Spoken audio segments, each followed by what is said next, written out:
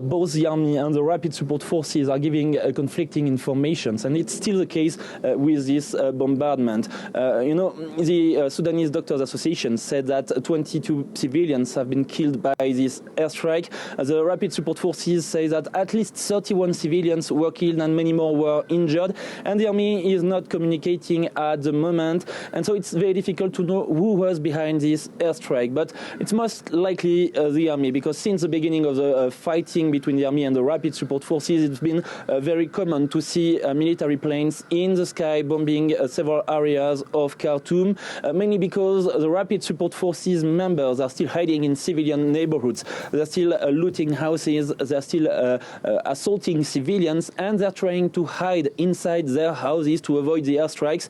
And the army, well, keep targeting these houses. They've been killing tens, if not hundreds, of civilians since the beginning of the fighting, injuring many more with these airstrikes.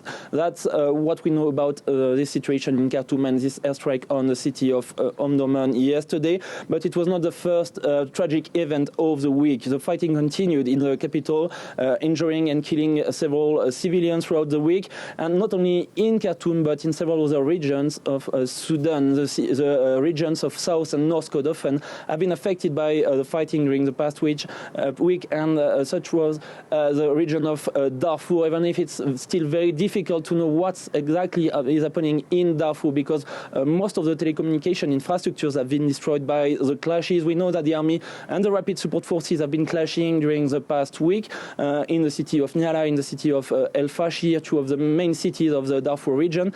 But the rapid support forces are also targeting civilians with their allied local militias, the Janjaweed. They are targeting civilians in the cities of Zalinji or in El Janina, located a few kilometers from the border with Chad.